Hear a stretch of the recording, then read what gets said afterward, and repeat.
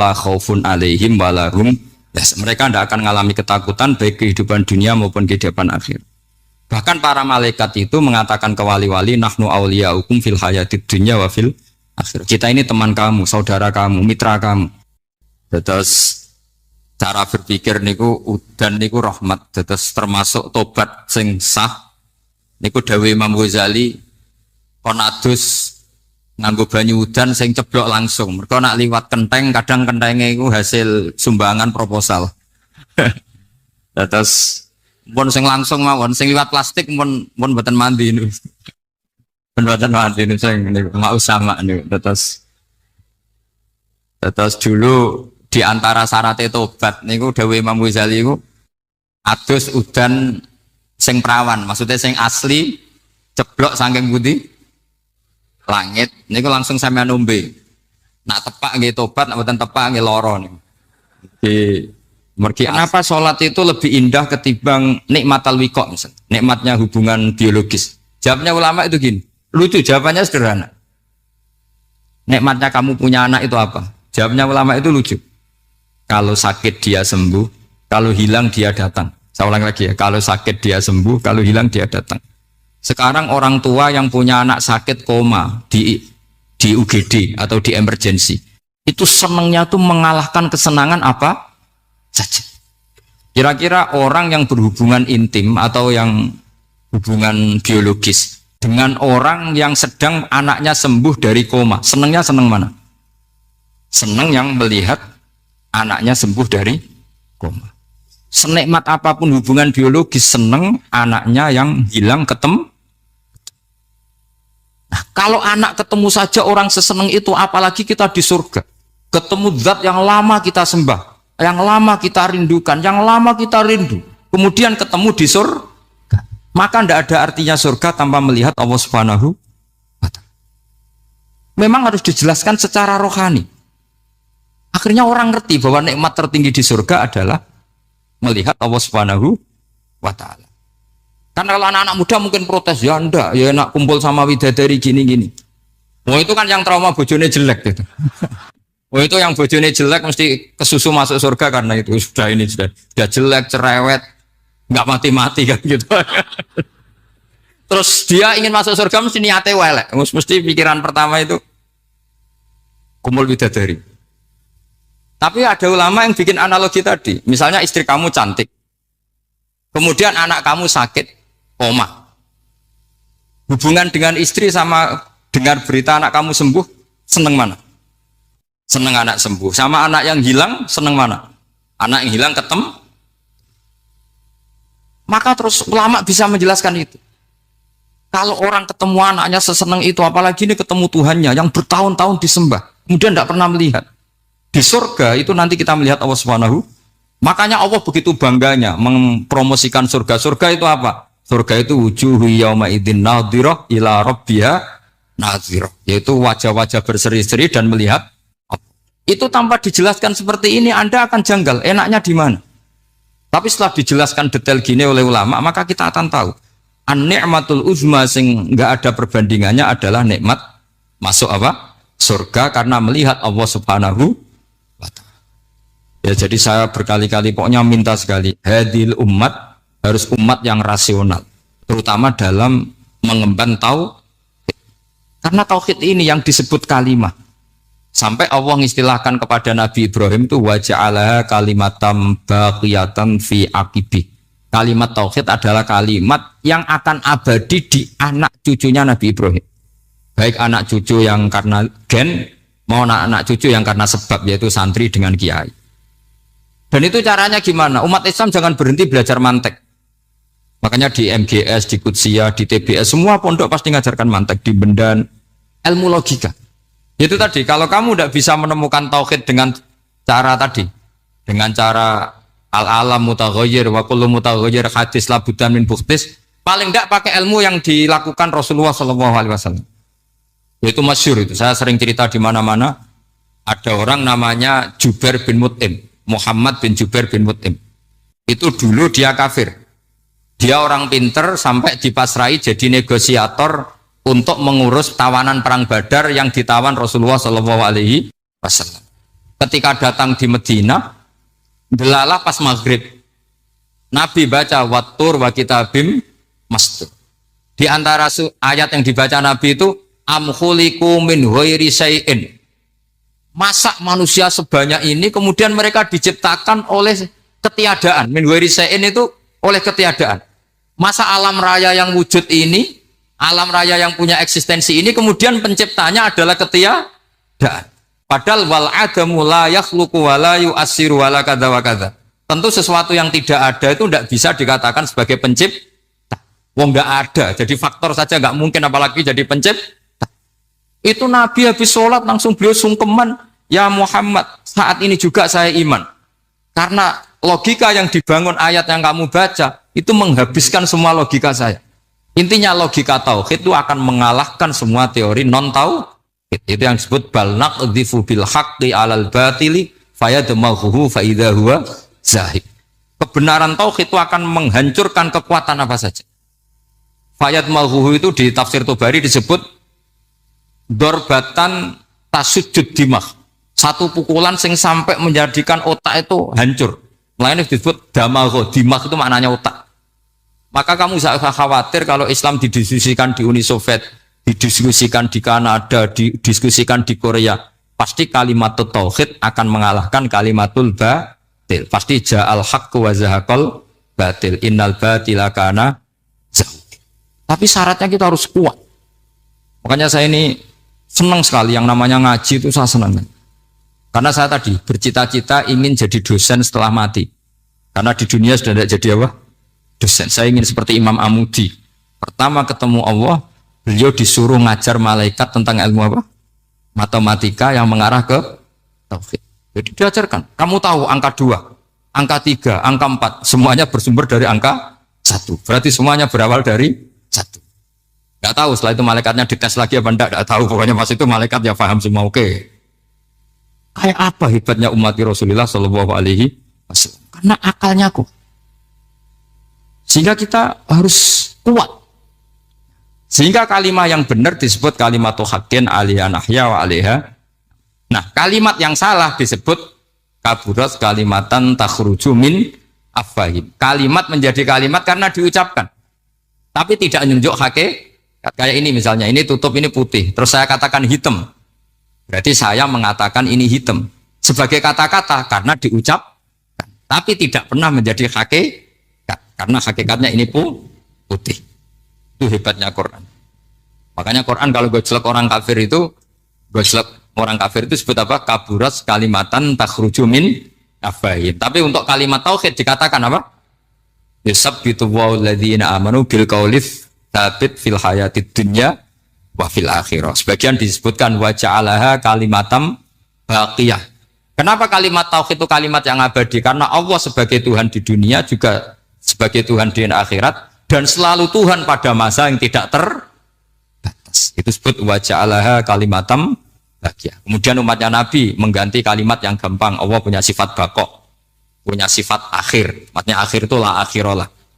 Terus semuanya. Yang paham ya alhamdulillah, yang enggak paham dikon ngapal no. Wujud kidam baqo mukhalafatul khawadisi qiyamuhu bi nafsi wahdaniyat qudrat irad. Wes paham. Lah kok sing rada alim terus roh bedane iki sifat ma'ani iki maknawiyah. Cara Mu'tazilah ngene, cara ahli sunnah ngene. Oh itu sudah kejlimetan. Sementing wujud hitam. Nah, kenapa pertama yang disebut wujud? Karena yang membedakan kita dengan paham ateisme itu ya sifat wujud. Yaitu mereka mengatakan alam raya ini dimulai dari ketiadaan. Wah, itu akal mana saja itu nggak bisa nerima. Masa ketiadaan menciptakan sesuatu yang ada. Maka kata Ibnu Hajar al-Asqalani ketika mentafsirkan mensarai hadis, salasun mangkunna fihi wajata halawatal iman. 3 hal ini kalau kamu paham maka menemukan manisnya iman. Manis itu enak. Terus kata Ibnu Hajar al-Asqalani, masih ingat betul dalam sarahnya Fathul Bari, wa yusamma inda ahlil aql, misalnya al-iltizat al-aqli. Agama ini mengajarkan kenyamanan cara berpikir. Coba kalau sampean seorang doktor atau seorang profesor atau seorang pinter, kemudian kamu dipaksa mengimani bahwa alam ini diciptakan oleh ketiadaan, itu bisa tidur enggak? Oh, enggak bisa tidur. Sampean misalnya orang pinter, dididik di kampus atau dididik di pondok, alam ini yang wujud, yang menciptakan itu sesuatu yang tidak wujud. Kamu bisa tidur enggak kira-kira? Ini guru apa? Ini sarap ini. Mosok hadil maujudat khalaqahal adam. Sesuatu yang wujud diciptakan ketika. Tapi agama ini membawa sesuatu yang menyenangkan untuk akal. Yaitu hadhil maujudat khalaqaha wajibul wujud. Maujudat yang wujud ini diciptakan super maujud. Yaitu oleh bahasa pondok disebut wajibul wujud. Kan terus seneng. Wajar dong kalau sesuatu yang ada diciptakan oleh yang ada. Lah tentu ada pencipta, terus ada super, disebut wajibul wujud. Kan terus enak. Nah, itu kata Ibnu Hajar al-Asqalani disebut wajadah halawatal iman. Sehingga kita tidak usah khawatir. Makanya saya itu termasuk orang yang nggak khawatir. Apapun rusaknya dunia ini, kacaunya dunia ini, akan kalah dengan kalimatut tauhid. Karena kalimat ini ketemu apa saja pasti menghancurkan. Yaitu disebut bal naqdhifu bil haqqi 'alal batil fayadmaghuhu fa idza huwa zahid. Kalimat hak ini akan menabrak apa saja. Dan yang ditabrak pasti hancur. Makanya sama tidak usah khawatir misalnya ada negara ateis di Cina, di Korea. Kita yakin asal yang diteliti itu agama Islam pasti menang. Nah, yang susah kalau yang diteliti orang Islam. Itu susah. Karena yang copet kadang-kadang ya umat. Apalagi di negara mayoritas muslim, nanti copetnya, premannya, koruptornya, semuanya beragama Islam. Makanya kita hanya punya pilihan dua itu, umat Islam dan Islam yang kumat itu dok. Kalau tidak umat Islam, ya Islam yang kumat.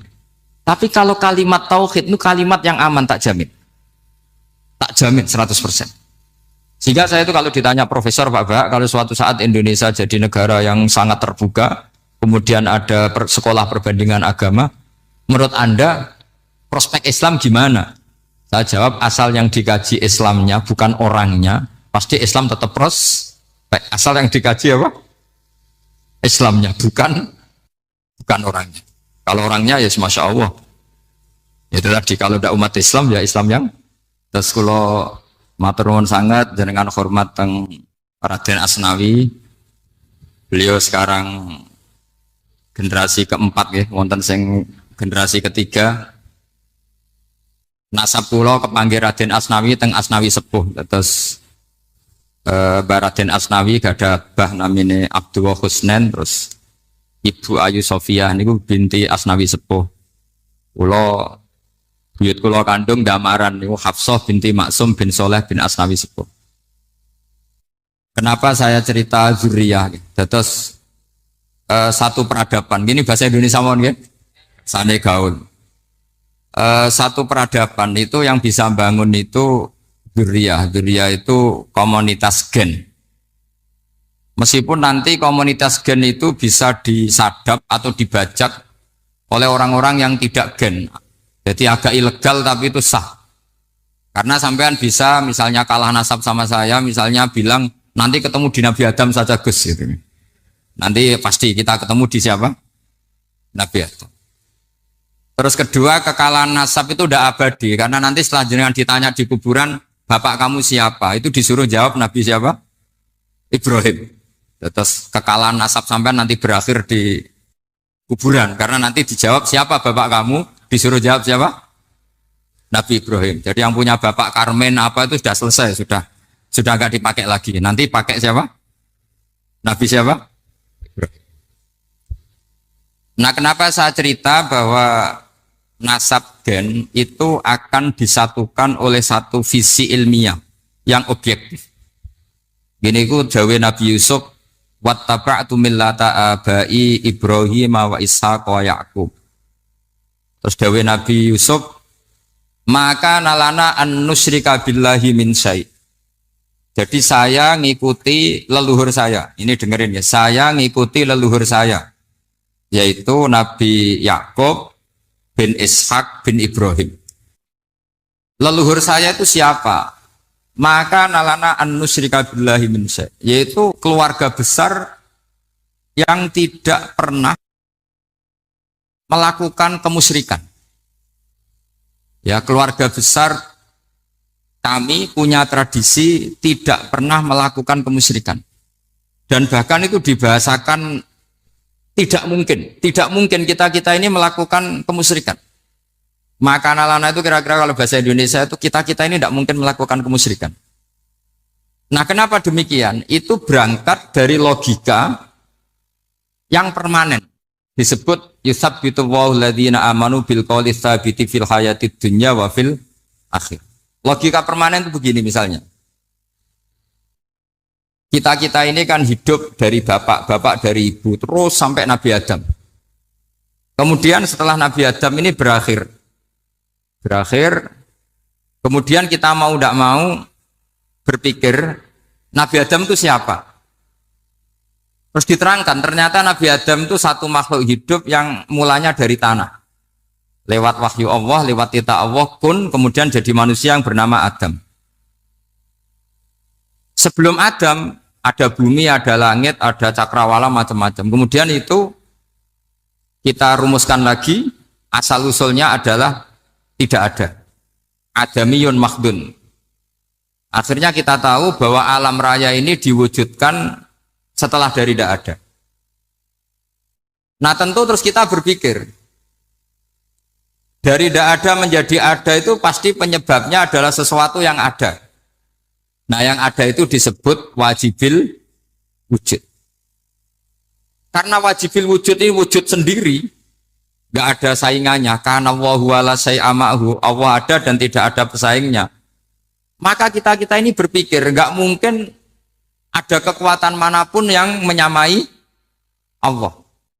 Sehingga nggak ada Yesus mungkin menyamai Allah, nggak ada Fir'aun, nggak ada Lata, nggak ada Uzza. Makanya disebut maka nalana an nusyrika billahi min syai'. Kita ini tidak mungkin melakukan kemusyrikan. Sama nggak usah tanya saya, Gus, tapi orang menjadi musyrik itu kan mungkin. Jawabannya itu tetap nggak mungkin. Kemusyrikan itu satu teori yang nggak mungkin. Tapi kalau orang musyrik itu mungkin. Tapi karena kita kenal yang membawa beliau banyak ke Korea. Saya itu beli pesolatan tuh bukan 1, 2 sampai 2 kerdus, 3 kerdus. Itu mulai saya niai sampai sekarang. Tak bawa ke Sragen, ke Solo 3, termasuk tak bawa ke Korea. Jadi mungkin ya ini GR saya ngaji di sini itu barokahnya jualan pesolatan. Tapi bukan jualan yang cari laba enggak, karena tak gratiskan, tapi itu dagang akhirat lah kira-kira gitu. Jadi kalau saya masuk neraka kita era pantas wong bakul pesolatan kok masuk neraka gitu. Kayak itu enggak pantas itu. Karena saya termasuk orang ya yang cara berpikir itu optimis. Dulu di sini ada orang alim alama namanya Raden Asnawi. Terus kemudian sejarah agak berpolemik, ada yang mengatakan beliau itu muridnya Syekh Nawawi, ada yang mengatakan tidak. Apapun itu yang saya yakini adalah beliau ya saling istifadah lah, saling bermanfaat bagi Syekh Nawawi Banten. Saya punya catatan sejarah banyak tentang Raden Asnawi karena guru-guru kita itu akan ketemu di Syekh Nawawi Banten. Yaitu kita tahu misalnya saya ngaji Mbah Mun ngaji Mbah Zubair misalnya ngaji Syekh Fakih Mas Kumambang, ngaji Mbah Mahfud, terus ngaji Sayyid Abi Bakar Sato, terus ngaji Sayyid Zaini Dahlan. Kalau keluarga sini mungkin misalnya Gus Hafid, Mbah Niam, Mbah Zuhri, terus Raden Asnawi. Raden Asnawi kita tahu nikah dari istri mudanya Syekh Nawawi, yaitu Nyai Hamdana. Saya sering diceritani Mbah Mun, terus Nyai Hamdana punya anak yang namanya Zuhriyah dari Syekh Nawawi. Kemudian setelah dinikahi Raden Asnawi punya anak namanya Zuhri, Minan, Niam, terus sampai ke Gus Hafid, Hafid bin Niam. Kenapa saya cerita ini? Karena kealiman itu adalah sesuatu yang dibanggakan Allah. Imam Amudi itu ulama ahli matematika. Jadi ada ulama itu ahli matematika. Dia nggak pernah ngajarkan pesolatan, zakat, sholat, tapi dia ngajar matematika. Kemudian dari matematika itu beliau menjadi ahli tauhid. Sehingga nanti Mungkar Nakir itu nggak akan tanya dia marrobuka wa manabuka, karena dia punya rencana. Yang ngajar tauhid itu saya, kata. Jadi kalau dia malaikat akan merebuka, pangeran kamu itu siapa? Malaikat malah dilawan. Kamu pernah ngajar tauhid? Saya ini guru tauhid. Singkat cerita, saking keramatnya Imam Amudi, kata Allah, ya Amudi, presentasikan ilmu tauhid yang lewat jalur matematika ke semua malaikat saya. Semua malaikat saya tahu cara berpikir matematis. Karena malaikat itu imannya itu iman mauhibah, karena dia malaikat, ya iman karena tahu neraka, tahu surga, terus dia iman. Kalau kita enggak, kita iman tuh pakai logika, jadi lebih keren. Loh betul. Malaikat itu ketika bangga, ya Allah, apa ada orang yang imannya di atas kita? Jawabnya Allah ada. Siapa? Ya orang-orang kudus, kata Allah. Kira-kira gitu. Kenapa? Ya betul. Karena kamu iman saya itu wajar, kamu tahu saya. Tapi mereka nggak tahu saya, tapi iman. Kenapa bisa iman ya Allah? Karena mereka punya logika, punya akal. Akhirnya Imam Amudi disuruh sama Allah presentasikan logika tauhid kamu lewat jalur matematika. Malaikat disuruh dengerin semua. Isma'u ya malaikati, ini mimpinya wali. Terus Imam Amudi mulai mengajarkan nisbatul isnaini ilal wahid wa nisbatus salasa wal arba'ah ila ma la nihayatalah, niku binisbatin wahidah, yaitu far'un minal asli wa wa al wahid. Mau angka sebanyak apapun 2, 3, 4 sampai 1 miliar, itu nisbatnya ke angka 1 adalah nisbatul far'i ilal asli. Semuanya berasal dari 1. Maka hadhil awalim atau hadal alam ila ma la nihayatalahu, tetap semuanya ini cabang dari 1, yaitu wujud dari 1, yaitu Allah Subhanahu wa ta'ala. Sehingga semenjak itu ditiru sekian ulama. Akhirnya malaikatnya mantuk karena kepastian kalau Allah 1 yang diyakini malaikat itu sepasti logika yang dibangun orang-orang manusia ini, padahal tidak ngerti Allah Subhanahu wa ta'ala karena pakai akal. Sehingga di pondok itu orang harus ngerti mantek. Orang mantek itu ilmu yang jelimet tapi menyenangkan. Biasanya sing sinau ambek rokokan, sawangannya kayak filosof. Jadi paling gak agak paham dia alasan. Penting nikmati rokok, tapi pikir nikmati pemikirannya, ternyata nikmati rokok. Kayak kemarin saya datang ke resepsinya Gus Agil, saya itu tertawa terus karena dengerin Habib Mutahar. Saya membaca bahayanya rokok. Setelah tahu bahayanya, saya berhenti membaca. Tak pikir itu kan setelah tahu bahayanya saya berhenti merokok. Ternyata enggak. Saya baca bahayanya apa? Merokok. Setelah saya baca, maka saya berhenti membaca. Bukan berhenti merokok. Itu ilmu kelas tinggi seperti itu harus mantap. Pernah beliau ditegur dokter, Beb, kalau rokok terus nanti mati. Tenang saja, saya masih bawa korek. Dikira itu kan orangnya yang mati, ternyata beliau enteng saja. Santai aja dok, saya masih bawa korek. Jadi saya bukan nyarankan santai rokok, tapi orang rokok itu memang punya logikanya sendiri. Kalau Banafek Hajen itu masih pernah bahas saya juga. Karena Banafek juga turunan Mbah Mutamakin. Hak, rokok itu haram tau ora? Nak cara kula darani haram sebuti bah. Lah iya, nak haram ya bener aku. Mulane tak obong, barang haram apike diobong.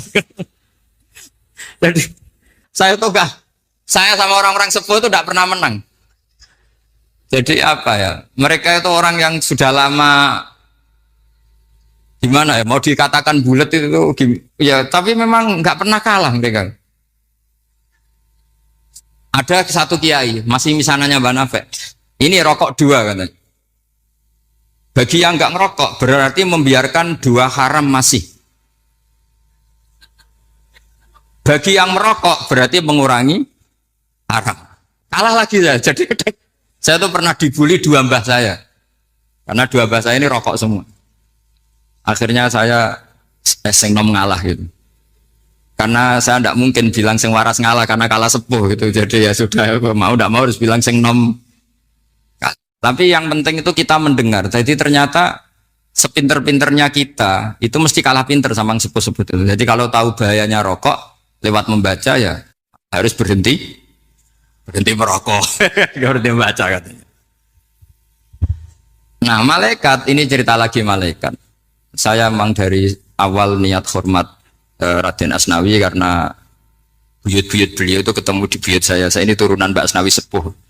Terus cuma buyut saya itu nikah Lasem, terus saya keceluk cucunya keluarga Lasem. Sebenarnya saya juga cucu Kudus.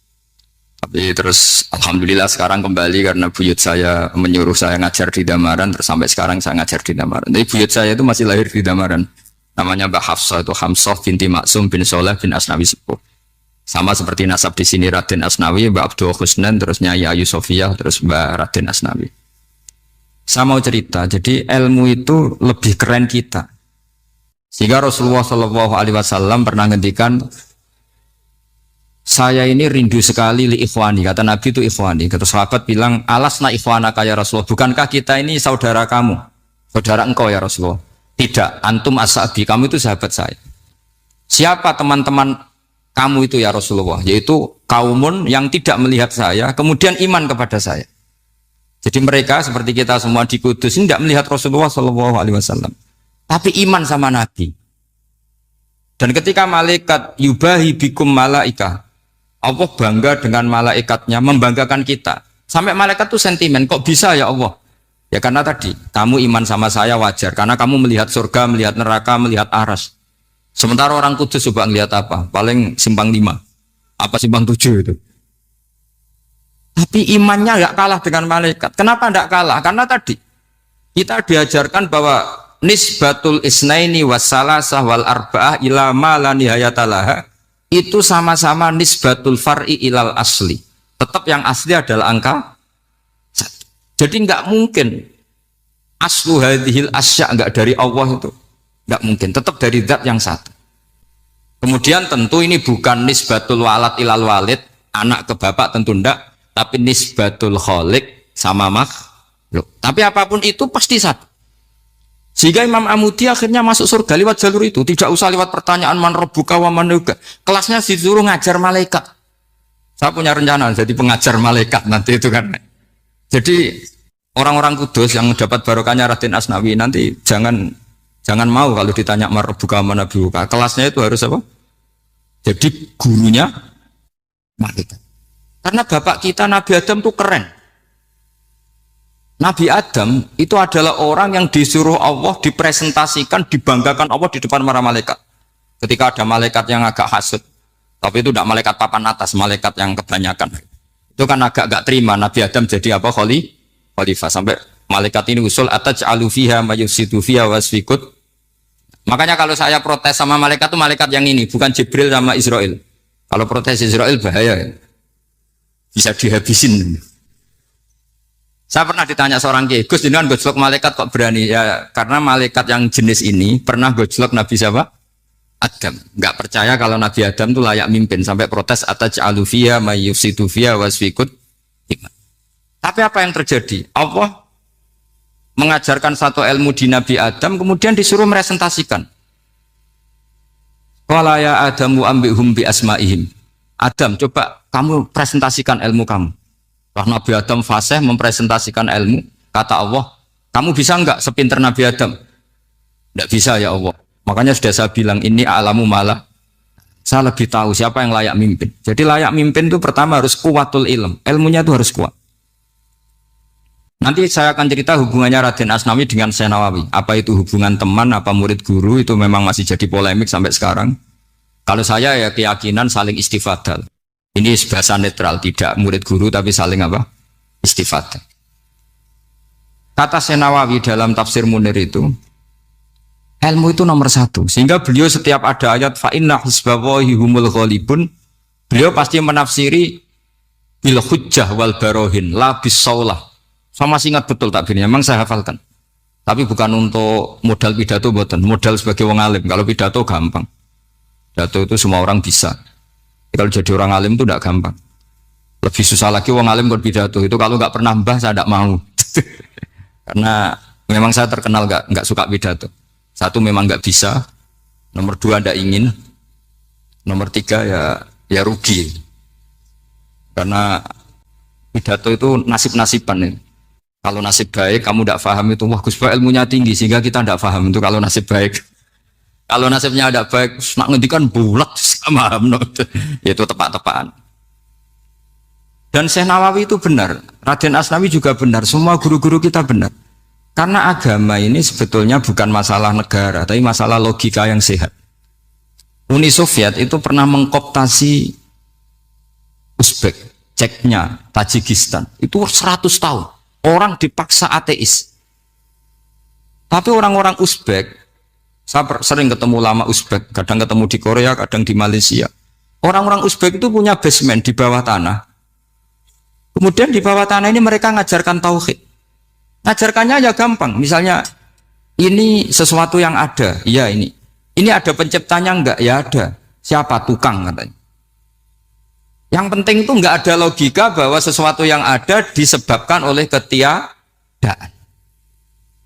Lah orang komunis, orang ateis itu orang yang mengatakan alam ini didahului oleh nihilisme, oleh adamiyah. Masuk akal enggak sesuatu yang ada, penciptanya sesuatu yang tidak ada. Sehingga orang anak-anak Uni Soviet itu enggak pernah kepikiran membenarkan ateis, itu enggak pernah. Bareng Uni Soviet ada itu Glasnost Perestroika itu kemudian hancur, semuanya langsung menjadi negara Islam, termasuk Uzbek, Tajikistan, karena diajari ilmu. Bahwa ilmu itu yang enggak pernah kalah oleh negara. Sehingga saking pedenya Rasulullah SAW ketika Sulhul Hudaybiyah, ini agak jelimet, tapi gampang dicerna. Sulhul Hudaybiyah itu satu perjanjian yang semuanya merugikan Rasulullah. Yaitu kalau orang kafir masuk Islam disuruh kembalikan ke kafir, karena kafir itu bagi mereka habitat. Islam itu hal yang baru. Tapi kalau orang Islam menjadi kafir, nggak boleh kembali Islam, berarti kembali ke habitat. Semua perjanjian itu merugikan. Sampai masyhur Sayyidina Umar protes ke Rasulullah, jenengan masih nabi. Itu kan ekstrim tanya. Jenengan sampai sekarang masih nabi. Ya, saya masih nabi. Kenapa tanya demikian? Karena semua perjanjian merugikan Islam, menguntungkan orang apakah? Semua sahabat sebetulnya persis Sayyidina Umar protes, kecuali Abu Bakar. Lama-lama akhirnya di antara perjanjian itu berbunyi begini. Tapi saya minta satu hal. Orang boleh mendiskusikan Islam tanpa tekanan. Itu saja permintaan Nabi.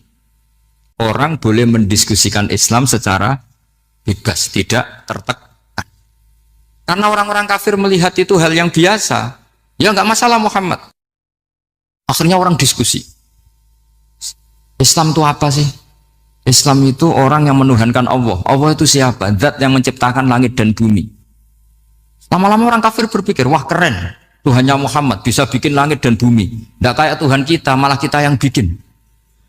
Jadi mulai debat itu mulai. Terus ada yang cerita lagi. Saya pernah loh nyembah Lata, pas itu dikencingi luwak. Masa ailahun ya bulu ali sa'laban, masa Tuhan kok dikencingi luwak? Yang agak-agak ahli kitab ya diskusi lagi. Wah kayaknya Yesus tidak Tuhan. Masa Tuhan kok kelaparan, lemes, wah repot nanti. Jadi makanya Allah ketika gojlok wa ummuhu siddiqah kana yakulani ta'am. Mal masih ibnu Maryam illa rasul qad khalas min qablihir rusul wa ummuhu siddiqah kana yakulani. Coba paradok ndak misalnya. Kamu didolani Nabi Isa terus ketok lemes. Kenapa Tuhan? Saya agak sakit keroi dulu. Kan enggak kebayang itu. Punya Tuhan yang sakit setelah makan sehat terus. Kan enggak kebayang seperti itu. Ketika Nabi punya konsep Tuhan, Tuhannya Muhammad itu siapa? Yaitu zat yang la awalalah, zat yang pertama. Lalu Tuhan itu siapa? Tuhan itu yang menciptakan langit bumi. Tuhan itu siapa? Yang memulai segalanya. Lama-lama mereka berpikir, wah kalau gitu yang benar itu Islam.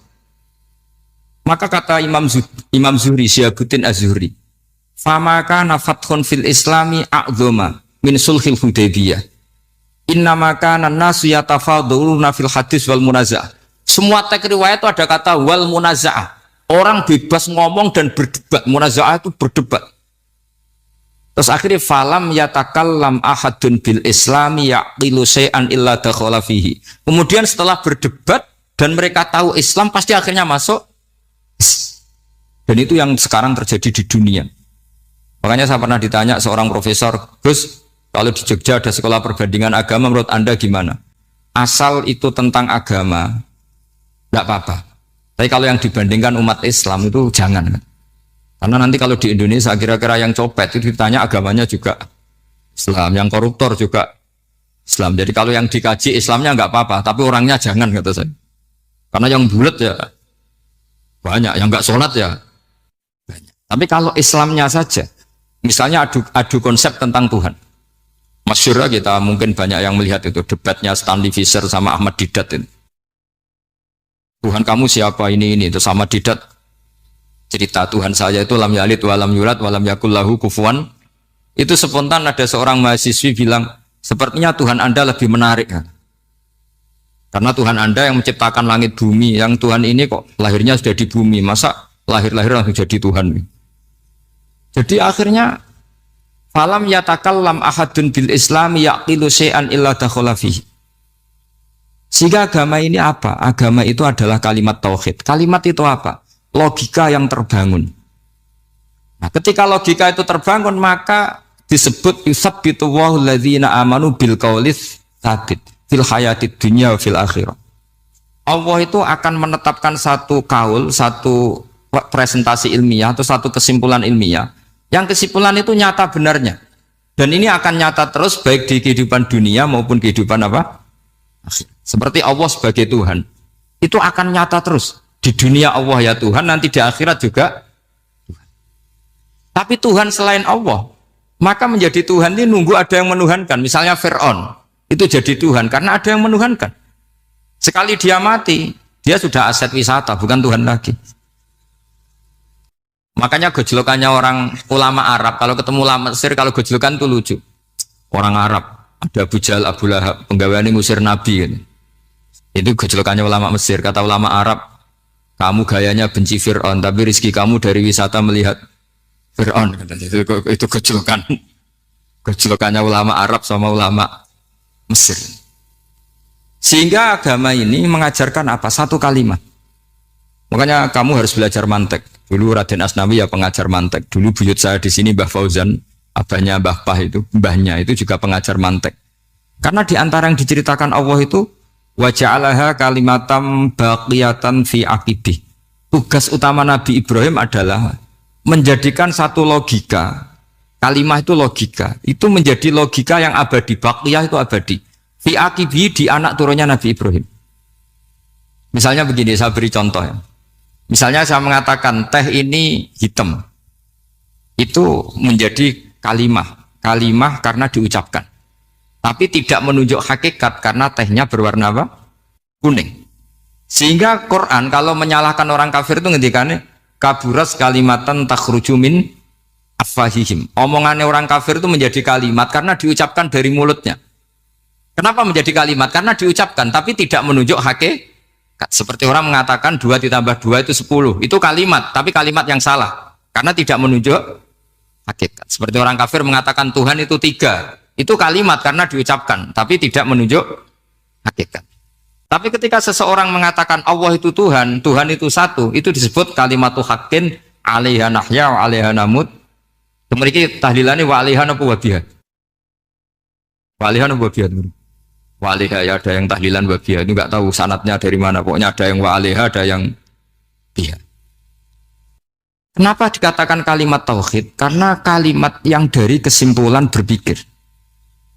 Dan agama ini dibawa Nabi Ibrahim itu untuk membawa kalimat tauhid. Ciri utama kalimat tadi, kamu yakin seyakin-yakinnya bahwa nisbatul snaini wassalasah wal arba'ah ila ma la nihayatalaha itu kanis batisnain ilal wahid, yaitu semuanya far'un minal asli, aslinya adalah wahid. Sehingga di kitab, saya pernah ngaji Mbah Mun, namanya kitab Al-Husunul Hamidiyah, itu dikarang oleh ulama-ulama sekarang, itu diajarkan di MGS. Ini mbah-mbahnya Gus Akil, pendirinya madrasah MGS. Itu ada gambarnya di situ. Di situ ada gambar piramida, ada gambar hewan, ada gambar pohon. Kata yang ngarang, gambar sedetail ini, sejelimet ini dimulai dari nuqtah wahidah, tetap dimulai dari satu titik, dan ini disebut nuqtatil wujud. Jadi orang kudus sebanyak ini tetap dimulai dari satu orang, yaitu Adam. Adam dimulai dari ketiadaan. Lalu siapa al-mujid? Pewujudnya siapa? Hanya Allah Subhanahu wa ta'ala. Sehingga ulama-ulama termasuk Syekh Nawawi itu paling suka ngendikan semua makna Quran dikumpulkan di Fatihah, Fatihah dikumpulkan di Bismillah, Bismillah dikumpulkan di Ba, karena di Ba itu ada titik nuqtatil wujud, yaitu disingkat bi kana makana wa bi yakunu ma yakun. Karena saya Kata Allah, semuanya akan ada. Dan karena saya yang nggak ada, semuanya suatu saat disebut nuqtatil wujud. Nah, kita meyakini kalau Allah satu itu seyakin-yakinnya, karena nggak mungkin angka nggak dimulai dari angka satu. Begitu juga gambar seapapun julumete. Misalnya sampean gambar zaman saya kecil, gambar paling favorit itu apa, kambing bertarung. Itu gambarnya kan susah. Daripada gambar kambing bertarung susah terus dibikin kotak saja, tembok. Kalau tanya gurunya, gambarnya mana? Di belakang tembok, Bu. Ini itu dulu saya diwarai anak-anak nakal.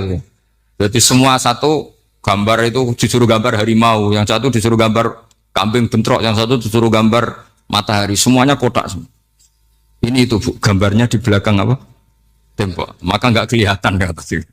Jadi gurunya kalah cerdas. Guru itu sebenarnya nggak pernah menang, karena murid itu lebih pinter. Itu teman saya dulu kalau ngaji itu, kalau tes itu ngerpek, baca. Gurunya marah, kamu tes kok baca? Enggak ngerpek, Bu. Ini belajar di kelas. Katanya belajar kapan saja, di mana saja. Acuh. Jadi apa ya? Orang itu kadang yang salah itu lebih masuk akal kadang-kadang ini. Saya teruskan ya supaya ini dapat barokahnya Raden apa? Asnan. Saya mohon sekali ya, kalimatul haqqin itu harus kamu jaga. Caranya jaga ya tadi. Kalau kamu tidak bisa ilmu mantek, misalnya al-alam mutaghayyir wa kullu mutaghayyir hadis la budda min muhdits, itu kan jelimetan. Pakai saja teori umum bahwa gambar apapun jelimetnya itu dimulai dari satu titik. Karena nggak dimulai dari satu titik. Maka alam apapun jumlahnya nggak terhingga, tetap dimulai dari al-wahidul qahar, yaitu satu titik.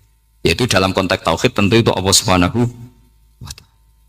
Sehingga Nabi Ibrahim itu orang paling sukses bikin waja'alaha kalimatam baqiyatan fi aqibi. Terus Nabi Muhammad begitu, sahabat gitu, sampai kita sekarang diajari ilmu mantek. Ilmu mantek itu logika yang nggak terbantahkan. Karena mau tidak mau. Kata Imam Syafi'i, fa innal uqula muttarratun ila qabulil haq, karena akal akan dipaksa menerima kebenaran. Dan itu yang terjadi di Uni Soviet. Dikooptasi 100 tahun untuk berfaham ateis, dilawan oleh ilmu, tetap menanamkan ilmu tauhid, ilmu mantek. Ketika Uni Soviet secara politik runtuh, semuanya menjadi muslim. Termasuk negara-negara yang dulu dikooptasi. Maka kamu tidak usah kecil hati di Indonesia, mau apapun rusaknya negara ini. Asal kita cara bertauhid benar, insya Allah tetap meninggal husnul khotimah. Karena sudah janjinya Allah, yusabbitu walladzina amanu bil qaulis tsabit.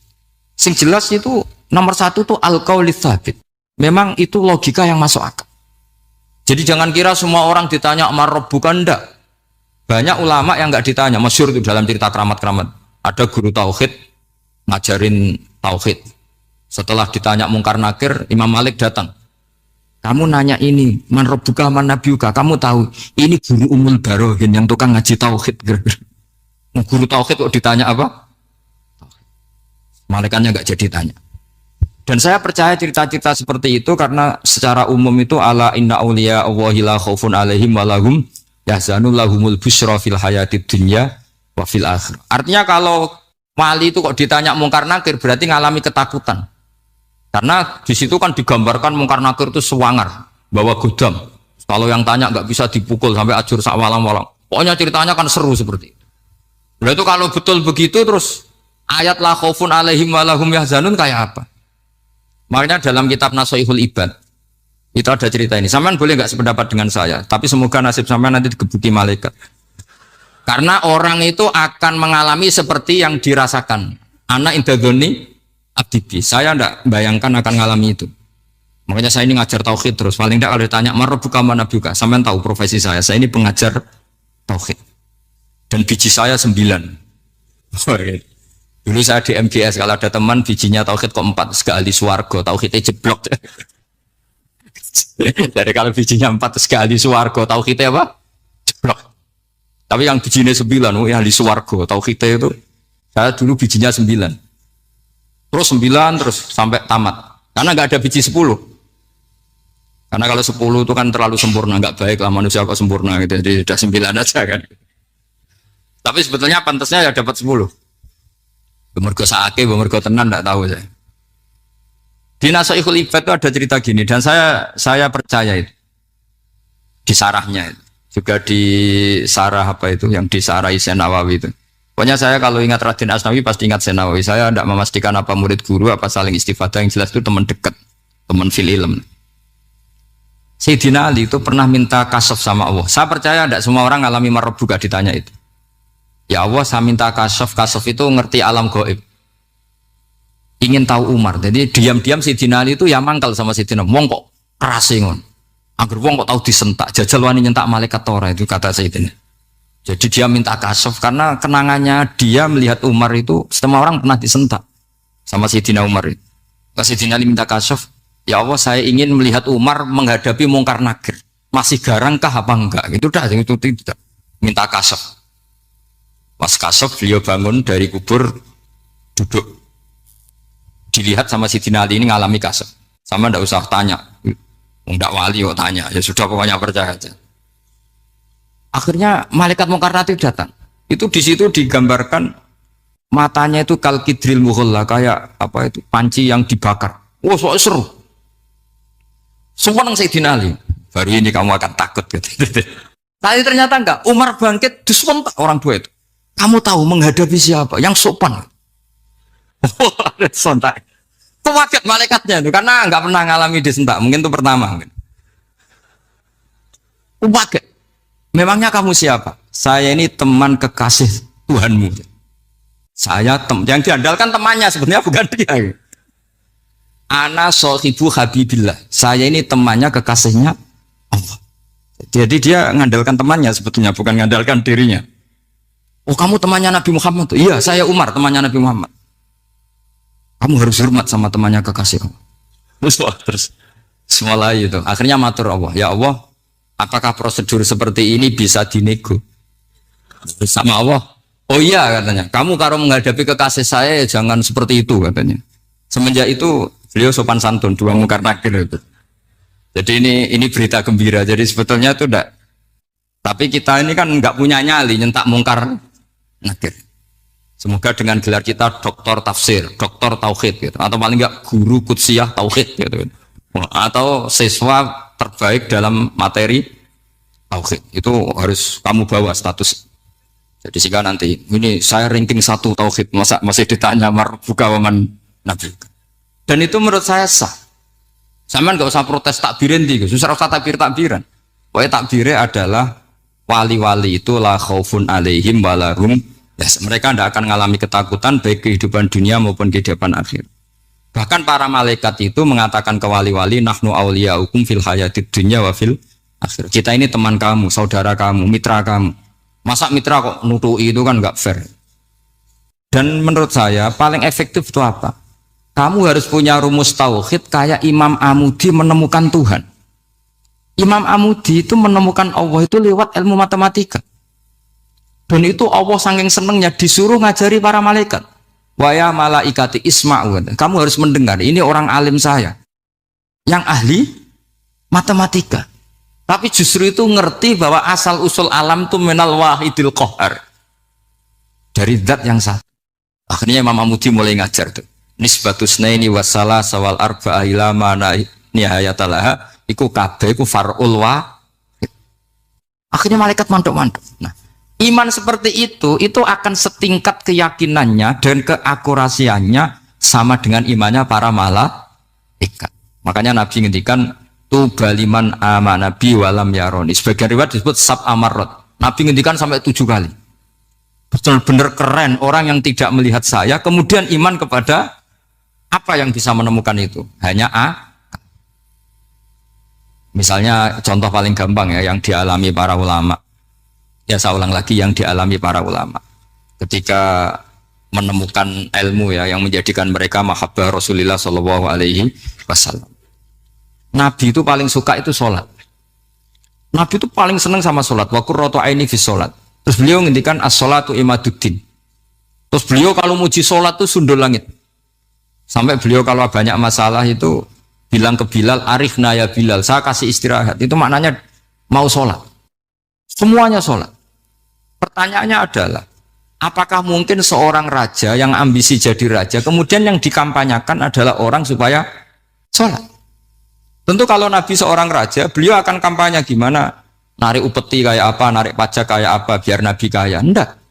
Nabi itu paling tersiksa kalau orang tidak sholat, tersiksa kalau orang tidak sujud. Loh, kalau beliau seorang raja, ngapain mempopulerkan sholat? Maka makna sholat Imaduddin adalah sholat itu tiang agama. Maknanya tiang agama, kamu akan tahu betul kalau dia seorang nabi. Karena apa? Yang diajarkan adalah sholat. Coba untungnya apa bagi Nabi Muhammad ketika umat Islam sholat? Kan tidak ada untungnya sama sekali.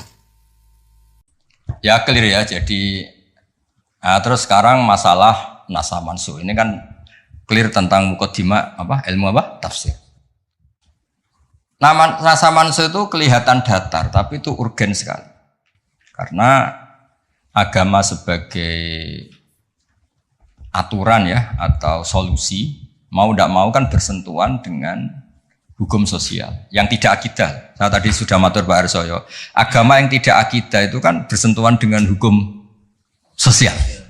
Kalau yang akidah jelas Allah itu satu, la ilaha illallah wahdahu la syarikalah. Kalau sosial, saking bersentuhan dengan sosialnya itu Pak Fathul Wahid, Imam Syafi'i itu punya istilah begini Pak Arsoyo. Ketika Nabi misalnya sodakoh atau zakat pakai kurma atau pakai susu kering misalnya, sodakoh atau zakat, atau dulu ngamal pakai dinar, pakai apa? Dinar. Itu langsung dianalisis kutil balad. Pokoknya makanan pokok zakat itu ngambil makanan pokok. Berarti di Indonesia pakai apa? Beras. Ketika Nabi sodakoh pakai dinar, langsung dianalisis pakai saman, yaitu alat tukar atau uang yang sah. Jadi kamu tidak usah memaksakan mentang-mentang anut sunat Rasul, terus kamu makan kurma, terus bisa mencret. Terus mentang-mentang sunat Rasul, saya tidak pernah sedekah, karena sekarang nggak ada dinar. Nabi kan sedekahnya pakai dinar, medit ya alasan. Kalau mau kikir saja, tidak usah punya alasan. Lama-lama Pak Arza nggak jadi wakaf tanah, karena Nabi nggak pernah wakaf tanah di Sleman, wakafnya di Mekah. Oh ini kan tanahnya di Sleman. Lama-lama ada orang nggak sholat, Nabi sholatnya kan di Mekah, kita kan di Indonesia. Bisa rusak semua kalau ya pakai mersiskan sunnah Rasul.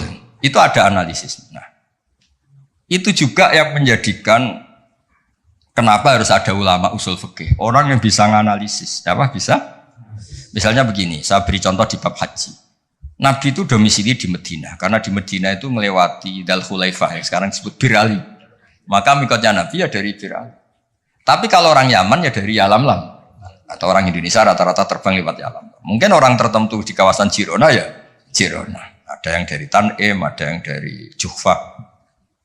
Jangan mentang-mentang kamu orang Indonesia ikut sunnah Rasul terus memaksakan dari Indonesia di atas Yalamlam mohon niat ihram. Enggak, saya nanti aja dari Berali. Nabi kan dari lama-lama enggak ada orang berani nampak di Sleman. Nabi kan hidupnya di Madinah kok Sleman. Hadisnya mana? Nanti panjang. Analisis itu penting supaya orang itu proporsional. Apa orang itu? Itu juga bagian dari ulumul Quran. Ulumul Quran. Sehingga kalau kamu nuruti persis, misalnya begini, saya pernah ditanya.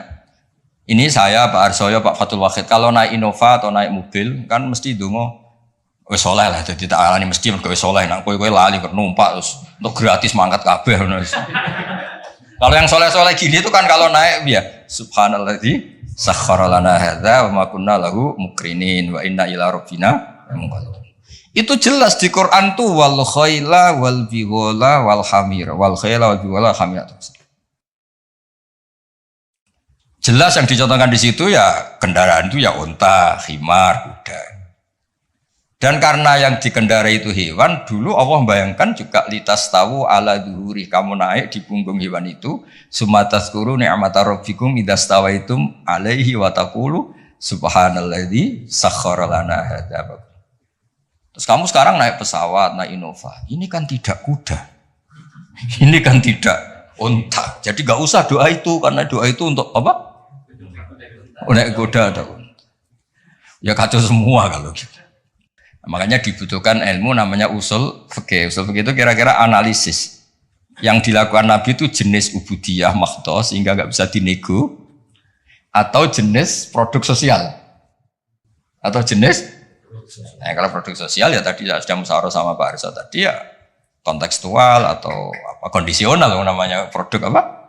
Nanti lama-lama gini, pakai mit jangan, Nabi dulu gak pernah pakai mit. Bid'ah itu. Ya, panjang nanti ceritanya. Panjang. Ya jadi seperti, nah, sekarang kembali ke nasab mansukh. Kenapa saya terangkan ini dulu? Karena begini, ada ayat yang berlawanan 180 derajat sekalipun. Kalau masih bisa dianalisis karena produk sosial, itu kategorinya tidak nasab mansukh. Kecuali sudah gak bisa dianalisis pakai analisis tadi. Misalnya begini Pak Arsoyo. Ada ayat itu qatiluhum, kalau ketemu musuh itu beranikan kamu berani perang, duel. Tapi ada ayat fa'fu anhum wasfah, abaikan saja, maafkan saja. Dan sama-sama pernah terjadi. Nabi, sahabat dulu dipakai bal-balan Abu Jahal di Mekah, nggak melakukan perlawanan. Tapi setelah periode Madinah melakukan apa? Perlawanan. Kata banyak ulama, seperti itu golek anu bab nasaman golek niku. Seperti itu produk analisis. Ketika Nabi lemah dan jumlahnya baru 6, baru 10, kan nggak mungkin ada perintah boleh perang atau harus perang karena ini nggak realistis, apa? Nggak realistis. Sehingga ayat-ayat Makkiyah rata-rata ya produknya fa'fu anhum wasfa, maafkan saja, ya. Paham ya? Tapi ketika di Medina udah punya orang gagah berani, sahabat-sahabat Ansor jumlahnya besar, komunitasnya besar. Terus digobal-balan menengahnya kan ya lucu. Lucu kan? Lucu. Itu kan ada konteksnya, Pak. Ada konteks. Nah, kalau seperti itu maka nggak perlu dianggap ayat fa'fu anhum wasfah dinasah pakai ayat perang. Ya sama lah seperti pertama orang Indonesia didatangi Belanda nggak tahu apa-apa, zaman agresi lah, zaman dulu agresi. Bisa apa? Terus banyak yang terpelajar, banyak ada yang bisa jadi pilot, tentara sudah terbentuk, kiai-kiai komunitasnya besar, ya melakukan apa? Perlawanan. Tapi nggak perlu kamu katakan perlawanan itu satu hal yang harus, karena ini Belanda penjajah. Daerah sekarang peradaban begini, kan yang ada kerjasama kan? Tapi dulu karena mereka datangnya musuhi, ya kan itu kan urusan kondisi ya, ya kondisional, nggak bisa disamaratakan, ya. Nah. Saya baca ya, masalah nasab mansukh itu. Nasab mansukh itu komentarnya harus persis seperti saya ini, itu baru benar. Kalau enggak, rapati benar. Ayat yang berlawanan tadi, jika konteksnya itu bisa dianalisis kondisional, maka masalahnya bukan nasab. Nasab mansukh itu ralat hukum. Nah, kalau yang enggak kondisional kayak tadi, Nabi pernah menghadap Baitul Maqdis, terus dipindah ke Ka'bah. Sampai sekarang ya harus Ka'bah. Dulu iddah ketika orang ditinggal mati suaminya pernah iddah itu 1 tahun. Wasiyatan li azwajihim mata'an ilal hauli ghaira ikhraj. Berarti pernah iddah berapa? Setelah itu dinasah ya tarabbas nabi anfusihinna arba'ata asyuri wa asyra. Jadi 4 bulan 10 hari. Nah, itu nasab mansukh karena enggak bisa dianalisis secara apa? Sosial. Ini kalau baca ya, yang bisa dianalisis secara sosial. As-salisu ma umira bihi li sababin summa yazulu sababu kal amri khina dhfi atau khina dhufi wal qillati bisabri wasafhi summa nusikha bi ijabil kital wa hadza fil haqiqati laisa naskhon. Apa laisa naskhon? Karena bisa dianalisis asal usulnya. Nah ini biar difoto itu apa ini? Mulai ini ma umira li sababin ini. Dulu nanti biar ada yang tanya. Nah sehingga kiai-kiai Jawa ketika meskipun ngaji Jalalain, ngaji kitab Jalalain, tafsir Jalalain, kan sering ada ayat misalnya lakum dinukum waliyadin, kadang sebagian dikomentari mansukhun bi ayatis saf atau bi ayatil kital. Itu kiai Jawa tidak ada yang ikut meskipun mereka baca kitab karena ngerti konteksnya apa? Ya, misalnya kita dulu ketika Jepang datang ke sini itu memang jajah, ya kita bilang ada revolusi jihad, misalnya resolusi jihad, ada resolusi jihad. Dulu Mbah Hashim, Mbah Ahmad Dahlan juga sepakat melawan penjajahan, apa ngelawan? Jadi ketika di kesini studi banding atau kesini tukar ilmu ya nggak ada masalah kan? Bahkan di Quran sudah diumumkan wa in ahadum minal musyrikin astajaruka ya fa'ajirhu hatta yasma'a kalam Allah. Ya kalau ya kan ya tadi konteksnya beda. Ya konteksnya itu kemarin saya jagongan itu sama Pak Alwi Shihab, adiknya Pak Kures, kan dulu pernah menteri luar negeri. Kata beliau, sekarang Gus ngomong rekonsiliasi cek susahnya, alasannya ngenang masa dulu. Nah, masa dulu ya ada yang sekarang nggak mungkin. Dulu pernah kan ada istilah zaman dulu pernah sedikit konflik dengan Malaysia, Pak Karno bilang ganyang. Nah, masa sekarang kan ya jelas enggak itu. Tapi kan konteksnya beda. Dulu Mbak Hasyim, Mbak Madalan bilang resolusi jihad. Ya sekarang kan enggak. Malah anak-anak ini nunggu ada beasiswa ke sana. Enggak belajar malah dulu ayah Amsterdam. Oh, bal-balan. Apapun itu kan yang seperti itu kategorinya itu ma'uzila li sababin apa ma'uzila li sababin. Jadi hilangnya bukan karena hukum nasa mansuh, tapi karena sebab yang berbeda. Saya tadi jagoan Pak Warsoyo dulu tuh orang kiai-kiai termasuk buyut-buyut itu ngaramkan orang pakai pantolan ya, pakai celana, pakai apa itu dasi. Karena itu londo itu.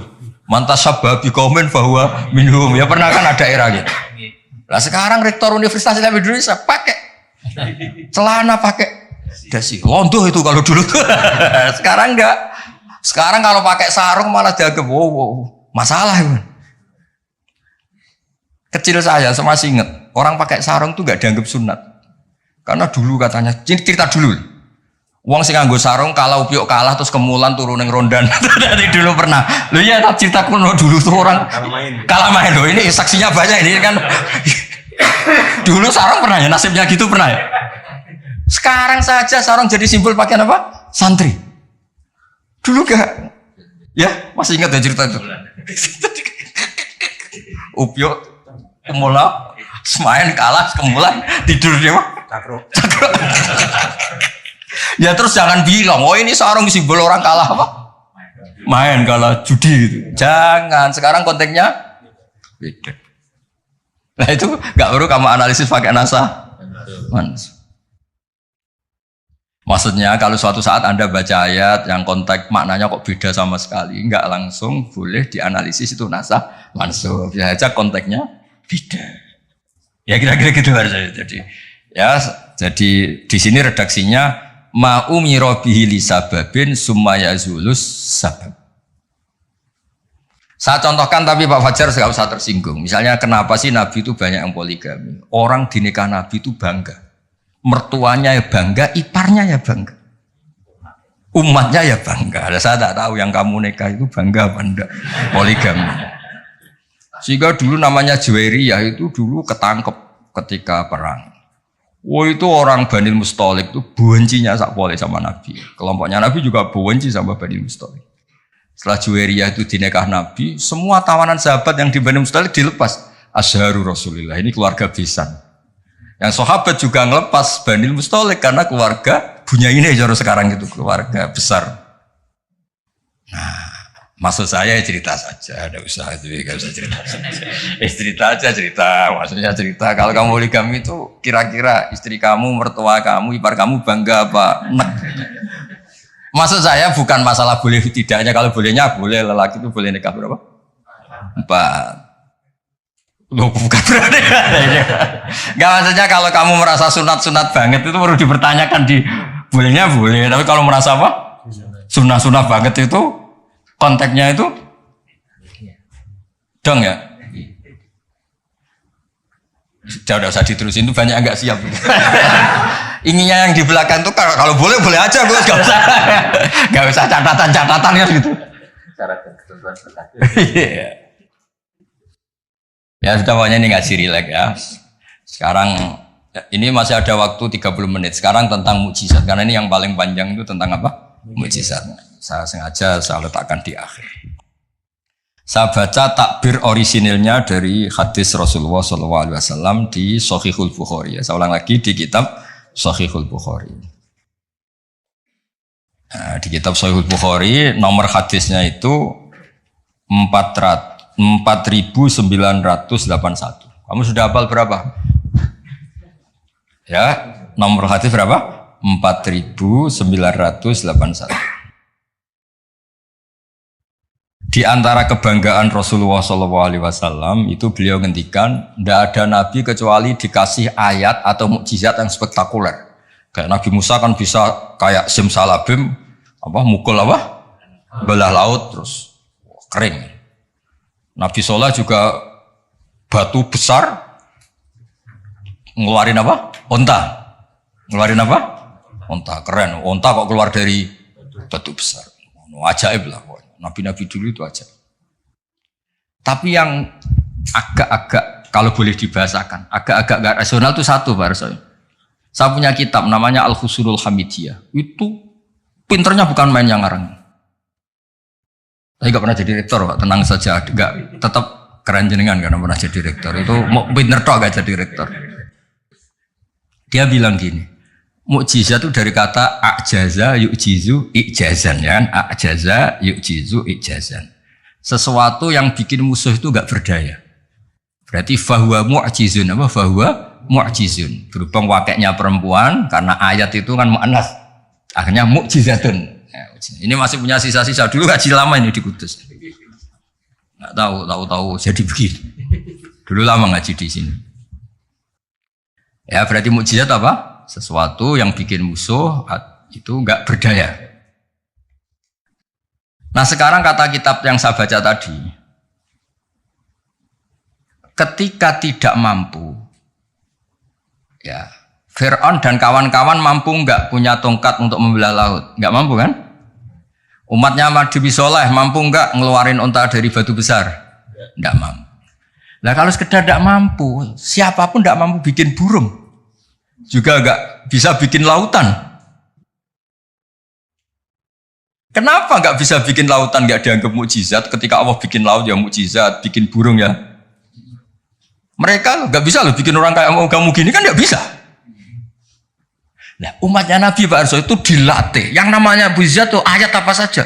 Terciptanya langit dan bumi, gunung, Semeru sampai gunung Jogja, apa itu? Merapi. Semuanya tuh mukjizat karena itu ayat Allah yang orang nggak akan bisa bikin. Sebab itu mukjizat Rasulullah itu dianggap paling rasional karena tidak usah nunggu yang dasar-dasar yang.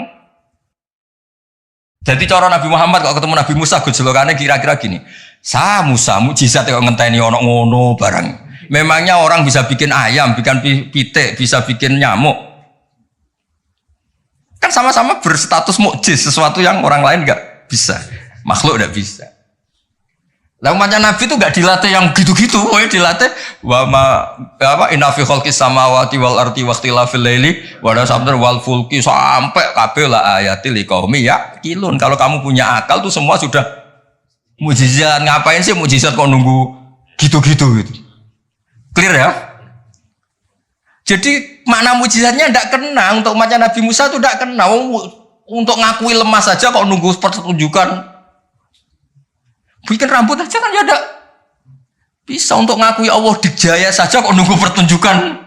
Harusnya keseharian kita juga sudah ada pertunjukan Allah yang menunjukkan kita ini tidak siapa.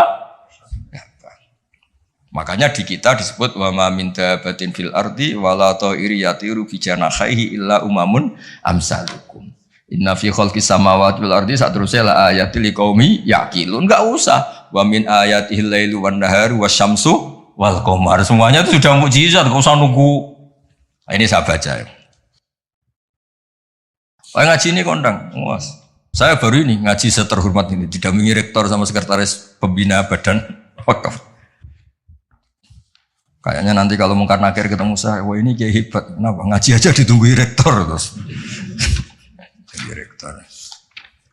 Tapi tadi pas beliau nunggu saya, Pak Arso makom saya sudah yang kelima tadi. Tidak boleh hadir selain Allah. Jadi ya sudah. Akhirnya saya bilang, ini Allah sendiri yang mendatangkan, ini Allah sendiri. Sudah agak penting semua. Wah, kalau pakai makom kelima saya tidak terima kasih karena menolak kehadiran selain Allah tadi. Makomnya sudah pulillah, jumadarhum fi khawdihim. Kalau kamu masih butuh Pak Rektor, nak menurut sampean diangkat jadi dosen. Pak Fajar juga sudah butuh, dulu dosen nggak tetap, gara-gara kroninan terus jadi dosen tetap. Nggak apa-apa, tapi ini cerita guyon aja, tapi agak bener. Loh, kamu masih butuh kan? Kamu butuh kenal Rektor butuh nggak? Oh butuh sekali kan? Badan wakaf butuh sekali, nggak ngucur dananya bisa ditarik. Tadi Jogja sini bisa ditarik. Kalau makom saya tadi yang kelima tadi menolak hadirnya selain Allah. Itu makom musyahadah. Tapi saya tidak usah tetap syariat. Matur nuwun. Saya baca ya. Kata Nabi, sabda Nabi, ma minal anbiya'i nabiyyun illa u'tiya minal ayat ma misuhu amana alil basyar. Ini di hadis Bukhari. Ikutnya juz 4. Wa inna ma kana alladhi utitu wahyan awhahu wa ilayya fa arju an akuna aktsarahum tabi'an yaumal qiyamah. Semua nabi itu punya mukjizat yang dahsyat. Tapi itu tidak ada apa-apanya dengan mukjizat saya. Mukjizat saya itu Quran dan saya berharap dari mukjizat yang rasional ini kemudian pengikut saya yang terbesar. Nah, itu komentator sarahnya ini Fathul Bari dikarang oleh Ibnu Hajar al-Asqalani. Pengarangnya itu kelahiran Gaza. Gaza itu kelahiran Gaza. Ya, jadi Bukhari itu kitab Sahih Bukhari itu pengarang sarah paling terkenal itu Fathul Bari. Pernah dengar toh? Dengar toh ya? Nah, ya, itu tak bacakan. Komentarnya bagus di sini. Saking bagusnya nanti di itu Hajar ya di foto. Komentarnya begini. Kenapa begitu ya? Kira-kira gitu. Pertanyaannya kenapa begitu? Ini rasional sekali cara analisisnya. Annal mukjizat al-madiyata kanat khisiyatan tusyahadu bil absor kana qati sholeh wa asa Musa wa mukjizatul Qur'ani tusyahadu bil basirah fayakunu mayyatabi'u li ajliha aksar li annal ladzi yusyahadu bi ainir ra'si yang qaridu bingkiradi musyahidihi wal ladzi yusyahadu bi ainil aqli baqin yusyahidu kullu man ja'a ba'dal awal mustamirran. Foto dulu engko tak terang. Nah iki sing khisiyah boleh khisiyah.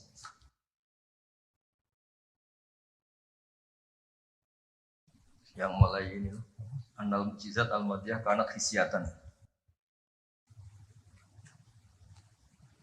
Ya nanti jeda asar terus yang ngopi-ngopi dulu ya kira-kira jeda setengah jam atau 1 jam habis itu ngaji apa? Hadis. Sesuai namanya tafaqquh tafsir apa? Hadis. Ketuanya kamu apa, Mas? Kamu ketua ya? Saya biasa yang pengembangan. Apa? Divisi dakwah. Ini mau kamu Islamkan? Sudah Islam. Rono Sadili. Itu kali Imam Sadili masih sugeng, namanya dicatat gak terima. Imam Sadili itu ganteng, kaya, alim. Itu Imam Sadili. Terus jadi toreko apa? Sadili. Yang ganteng, alim, kaya. Bodak dosen gini ndak kaya raya ini. Gak punya atasan. Ini atasannya banyak. Sama Pak Nanang aja kalah. Nanang kalah sama Pak Fatwa Akhir. Allah itu kalah sama Badan Wakaf. Ribet dunia. Yang benar saya itu langsung kulillah. Udah mentok kan saya. Udah khatam itu. Begini logikanya. Misalnya gini. Nabi Musa itu Nabi top punya mukjizat tongkat. Tongkatnya satu lagi. Misalnya dipakai Pak Fathul Wahid tidak bisa tak pakai saya. Dipakai ini tidak bisa dipakai itu. Karena hanya satu. Itu pun nggak ada jaminan kalau yang pakai kamu itu mandi. Tongkatnya bisa balik loh. Oh, dulu yang pakai Nabi ini kamu apa ini? Ya kan? Tapi kalau mukjizat Quran, logika yang dibangun itu terus menerus. Misalnya begini, saya nyontohkan pekerjaan dan saya ini dengerin betul. Allah itu ketika ngeritik sesuatu yang tidak nyata disebut batil. Batil itu beda dengan maksiat. Maksiat itu perilaku sosial yang salah. Tapi kalau batil itu sesuatu yang nggak nyata, apa? Misalnya gini, orang nyembah makhluk, nyembah Namrud atau Fir'aun. Mentuhankan Fir'aun itu sesuatu yang nggak nyata. Yang benar Fir'aun itu manusia bisa mati dan nyatanya mati. Berhala Lata Uzza itu patung. Patung itu Tuhan apa batu? Batu. Quran bilang gini. Qul ja'al haqqu wa ma yubdi'ul batilu wa ma yu'id. Hak itu nyata dan batil itu tidak pernah memulai dirinya. Yubdi'u itu memulai dari kata bada'a. Bada'a ya beda'u ikut wazan af'ala jadi abda'a yubdi'u. Kebatilan itu tidak bisa memulai dirinya sendiri. Pernah enggak 1 tambah 1 8? Enggak pernah kan? Nah, sekarang begini. Kemudian Islam yang datang dengan tauhid bahwa sesuatu dimulai dari angka 1. Terus misalnya dilawan, enggak lah.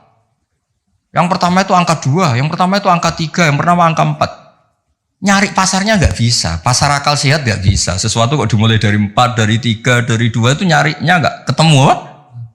Karena barang batil atau tidak hak itu enggak pernah nyata. Makanya saya pernah ketika diminta Pak Arsoyo tausiah lah. Saya di Badan Wakaf saya pernah cerita Imam Amudi itu guru matematika. Ketika beliau meninggal, murid-muridnya janggal. Ini guru saya masuk surga enggak karena guru matematika. Kayak kamu jaga ini Pak Rektor ini masuk surga enggak karena penggawean itu jegasinan celananan.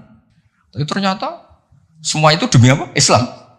Ternyata Mama Muti pas di alam roh itu, kamu nggak harus percaya cerita ini, bisa aja kamu nggak percaya. Gak penting maknanya, gak penting ceritanya, gak penting. Tapi sama Allah sama siapa takbirnya? Ya amuti istadillah bi wahdaniyati bi khadrati mal. Istadillah ala wahdaniyati bi khadrati malaikat. Karena malaikat itu udah komplain. Ternyata malaikat yang komplain kita tuh banyak. Malaikat ini ada di beberapa hadis. Ya Allah, apa ada orang yang imannya itu ngalahkan kita? Jawabnya Allah, ada manusia. Allah udah bilang ustadz, manusia mukmin ya, kamu termasuk. Kok bisa ya? Malaikat selalu tanya, kok bisa? Kalau kita iman kan langsung melihat surga, neraka, aras. Jadi kalau kartu iman kita pasti lebih valid karena menyaksikan langsung. Nah, manusia kan enggak. Di dunia kan macam-macam, ada dangdutan, ada macam-macam. Tapi ternyata imannya enggak tergoyahkan. Ternyata apa? Logika yang dibangun Imam Muti itu, coba kamu terangkan kenapa manusia yang di dunia seiman itu kalau saya ini satu. Jawab Imam Muti gampang, beliau nulis. Angka setelah 2, 3 sampai 1 miliar 1 triliun, nisbatu dzalika ilal wahid nisbatul far'i ilal asli. Angka itu 2, 1 miliar 1 triliun dibandingkan angka 1 semuanya tetap cabang, yang pokok itu 1. Keyakinan itu kan gak terbantahkan oleh Anda dan gak bisa digoyang kan? Mbok kon urip melarat, baulet tetap nak tauhid itu harga mati. Ya enggak. Akhirnya malaikat manduk-manduk. Cara Jawa mandek man imannya manusia gak tergoyahkan karena logikanya pakem. Bahwa angka 2, 3 ila mala nihayatallah sampai tidak terbatas. Nisbatu dzalika ilal wahid nisbatul far'i ilal asli. Kemudian setelah itu Imam Mahmudi gambar Pak Arso. Gambar sekenanya aja, bisa gambar gedung, gambar rumah, gambar mobil. Gambar apapun juga dimulai dari minuk toh wahidah, dari satu titik. Gambar itu baik, besar, elek, apik, tetap dimulai dari satu titik. Nah, makanya Quran dimulai dari Bismillah sebagai isyarat, semuanya dimulai dari nuqtatil wujud, yaitu Allah Subhanahu wa ta'ala. Nah, mukjizat ini yang dimiliki umatnya Rasulullah sallallahu alaihi wasallam. Misalnya kita bela Nabi itu poligami atau orang-orang soleh poligami, belanya gampang karena pakai rasional. Ngerumat orang satu apa? Ngerumat perempuan satu hukumnya apa? Baik kan? Ngerumat yang baik loh, maksudnya bukan ngerumat dok. Ngerumat perempuan satu yang baik hukumnya apa? Baik. Kalau 2 lebih baik, logika loh, udah usah dipraktekkan. Ini kan cerita orang baik, bukan cerita kamu, bukan. Orang baik, ngerumat perempuan satu baik. Jadi apa? Baik. Ngerumat 2? Nah, sekarang tinggal waliannya. Kamu satu saja kamu terlantarkan. Melantarkan orang satu dosa. Orang 2 lebih dosa. Itu kan. Jadi meskipun Anda tidak berani poligami, membela bahwa kenapa sih nabi-nabi dulu poligami, gampang logik. Ya gitu. Tapi tidak harus kamu praktekkan. Kamu gak orang baik gitu maksud saya. Tapi untuk membela secara rasional tuh gampang. Ya, orang baik ngerawat orang satu. Baik, ngerawat orang 2. Dah ya. Sekarang yang kamu menerantarkan orang satu dosa, 2 lebih dosa. Jelas ya? Jadi makanya agama ini dibela sama Allah dengan status liqaumi yaqilun liqaumi yatafakkarun. Enggak usah pertunjukan kayak mujizat tadi, intinya agama ini enggak perlu pertunjukan Nabi Muhammad terus ngomong. Lah kalau gitu kasihan kiai-kiai yang sekarang.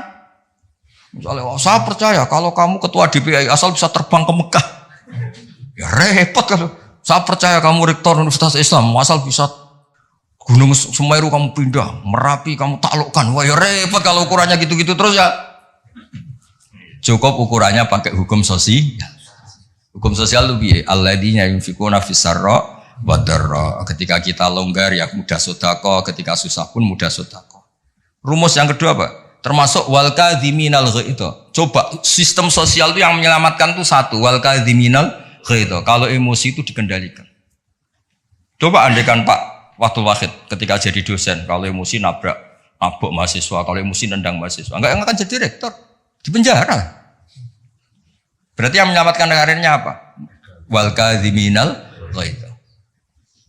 Sebagian hadis nerangkan apa? La taghdab faradada miran faqala la. Pak Arso juga sama, ini kan beliau dulu ketika sekedar dosen sudah nampari mahasiswa, enggak akan pernah jadi rektor. Sudah di penjara. Saya jadi kiai meskipun kata orang banyak salim terus nuabuk ikon langsung gagal jadi kiai. Artinya apa? Rumus sosial Quran dimulai yang penting kumpul sosial itu dermawan, yunfikuna fisarra wa darra. Terus hukum sosial lagi wal kadhiminal ghaidz. Kalau kecewa itu mudah memaafkan, bisa nyimpen wal afina. Coba semua tidak perceraian ya barokahnya wal afin mudah memaafkan. Kalau semua orang ngungkit-ngungkit yang enggak penting-penting, masalah semua kan satu Indonesia. Nah, aslinya gini, Islam tuh ngatur peradaban tuh logis aja. Saya kalau nyontohkan gini, kamu di Jakarta. Merantau di Jakarta atau di Thailand atau di mana saja. Dan Anda melakukan sama teman kamu yang kamu cari zaman berteman itu kenangan kamu sebagai yunfikun, orang yang memberi. Al-yadul ulya khairum al-yadis sufla. Mampir ku pede. Misalnya ku itu konco jenis Parmin di Jakarta atau di Thailand. Ketika kamu kenal di Kudus, kamu sering ngamal, kalau kecewa ya tidak main tampar. Kamu mampir pede ndak? Pede. Coba kalau kebalikannya, ketika Parmin di sini kamu tamparin, setelah itu kamu kikir, mau mampir itu gak ada pede. Ternyata aturan pede juga diatur.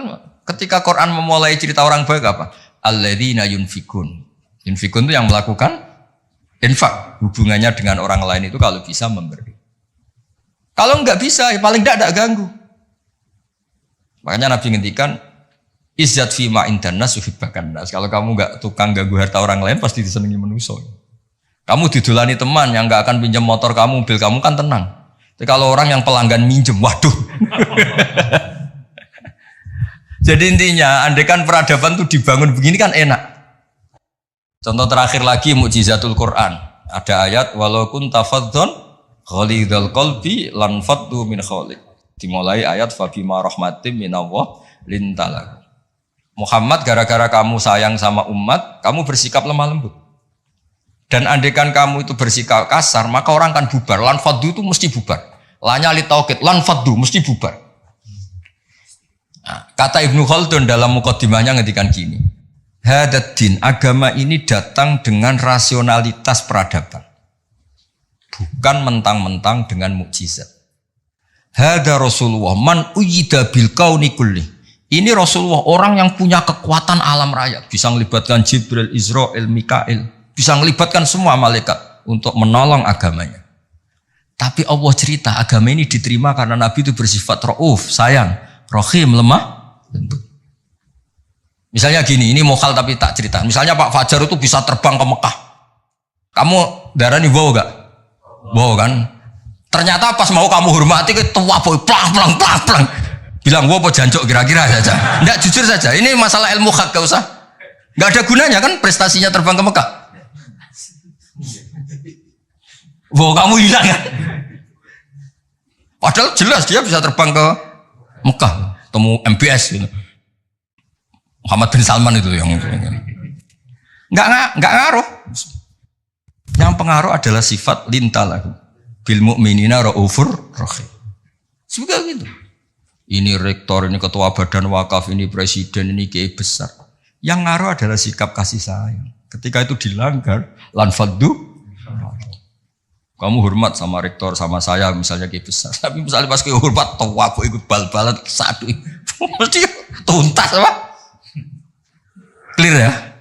Maksudnya gini Warzoyo, ya mukjizat itu yang nyon sewu ditawarkan Rasulullah, yang diwasiatkan, yang disuruh pakai pegangan ini loh Quran. Pegang sebagai peradaban, sebagai akidah, sebagai perilaku. Ya, makanya mukjizat Quran mustamirah karena peradaban ini enggak terkalahkan. Mustamirah. Tapi kalau peradaban kok tongkat gitu kan terus repot sih. Dipakai apa? Dibilang enggak mukjizat ini milik Nabi Musa, pas kita pakai ternyata enggak mandi karena pemakainya kita. Tapi kalau mukjizat Quran kan jelas. Ilmu logikanya ketika Tuhan Esa kena kan tadi. Angka 23 dibanding angka 1 adalah nisbatul far'i ilal asli. Angka peradabannya kena. Poin peradaban kena hubungan dengan orang lain. Al-yadul ulya khairun minal yadis sufla. Jelas ya? Termasuk hubungan dengan istri. Allah tuh bayangkan hubungan dengan istri itu tidak baik-baik saja. Itu niknya Quran. Di Warsa itu Quran itu bayangkan hubungan dengan istri itu tidak baik-baik saja. Wa ashiruhunna bil ma'ruf. Itu urusannya orang fa'in ahbabtumuhunna, fa'in karihtumuhunna. Karena Allah itu saking pinternya. Namanya kumpul itu mesti ada masalah. Makanya bayang kalau ada masalah dan kamu sedang nggak suka, boyo mikir hal yang kadang kamu nggak suka itu hikmahnya besar. Jadi Quran itu membangun peradaban dengan segala asumsi. Asumsinya adalah yang tidak kita inginkan. Fa'in kari tumuhun. Makanya kita dilatih senam otak. Wa asa antuhibbu syai'an padahal bahwa syarrul lakum. Waliannya juga wa asa antakrahu syai'an wa huwa khairul lakum. Kita tidak pernah tahu. Dan itu akhirnya itu yang menyelamatkan kita. Coba yang menyelamatkan kamu apa? Berpikir positif kan? Dan itu aturannya Quran. Satu pernah baca kitab. Dan itu kebetulan ada orang yang minta nasihat saya habis baca kitab itu. Dia ketika kaya raya jabat temannya banyak. Ketika miskin jadi buruh temannya tidak ada yang main. Dia ngeluh, wah ini orang munafik semua. Ketika saya jatuh gak ada yang kesini. Dan dia sudah jadi buruh bikin bata itu, bikin batu bata itu. Terus tak bilang, malah bagus gitu. Kalau teman-teman kamu datang, terus kamu ditonton pas dibentak-bentak majikan, malah kamu malu tuh. Jadi Allah bikin kultur itu bagus. Kalau miskin jatuh gak ada yang main. Kalau main kamu malah jadi tontonan. Oh iya Gus, baru tertawa-tawa. Jadi di balik yang kamu tidak suka itu ada kebaikan. Makanya Imam Syafi'i saya sering cerita di mana-mana. Imam Syafi'i itu ada orang ketemu beliau cium tangan hormat, setelah di luar maki-maki. Sapi gini. Terus ada yang lapor. Orang yang tadi cium tangan engkau, yang hormat engkau di luar maki-maki kamu. Imam Syafi'i tertawa-tawa. Loh kamu diceritain ini ketawa, baguslah berarti sawi bawah, di depan saya ada berani. Dianggap enteng saja Pak. Maksudnya ini ijazah ke rektor, kalau ada yang di luar kok gak cocok, depan saya gak berani, wibawa saya. Itu saya gunakan Gus. Jadi kadang dianggap enteng saja Pak. Terus diceritain lagi, oh ini separuh kampung kamu itu gak suka sama kamu. Jadi Imam Syafi'i, baguslah, yang gak suka itu pasti gak pernah utang itu, gak pinjem-pinjem itu. Yang masalah itu yang suka. Orang kalau gak suka kan gengsi mau pinjem, mau ngutang. Artinya dianggap hikmahnya itu. Jadi sesuatu yang kamu kadang gak suka itu hikmahnya besar. Misalnya kamu punya istri merengut ngamuan, bagus itu. Nak guya-guya be wong lanang liya pusing juga kamu kan. Ya, intinya itu apa ngajari kita senam wasa untuk ibu syai'au wa syarrul lakum. Kadang wa asa antakrahu syai'au wa khairul lakum. Terus kita berkesimpulan gimana? Wa ya'lamu wa antum la ta'lamun. Sudahlah kita sebagai manusia yang lemah berkesimpulan yang tahu itu apa, kita tahu apa? Kita tahu apa. Nah, hal-hal gini yang menjadikan Quran itu abadi. Ya, ini sebelum asar tak bacakan tak berlagi ini di kitab Itqan. Ini lebih bagus, lebih ekstrim. Itu tadi kitab Fathul Bari yang barusan tak baca Pak Fajar. Kalau ini dari kitab Al-Itqan. Itqan itu spesialis tentang ulumul Quran. Ini kalau mau Pak Arso ya. Wa aksaru mu'jizati hadhil ummah aqliyatun li farati dzakaihim wa kamali afhamihim. Wa li anna hadhihi syari'ata lamma kanat baqiyatan ala safahatid dahri ila yaumil qiyamah khussat bil mu'jizah al-aqliyah al-baqiyah. Jadi agama ini karena akan dipakai sampai kiamat, maka agama ini harus logis. Karena ini yang bisa menyelamatkan. Misalnya gini logis. Ketika saya hubungan dengan Pak Fathul Wahid baik-baik saja, karena hubungannya saling manfaat. Dan Islam mengharamkan madharati ke orang lain, merusak orang lain, merusak sarana umum. Dan itu yang menyelamatkan peradaban adalah Allah gak suka perilaku apa? Merusak. Kita di mana-mana kan baik-baik saja kalau kita tidak merusak hanya orang lain.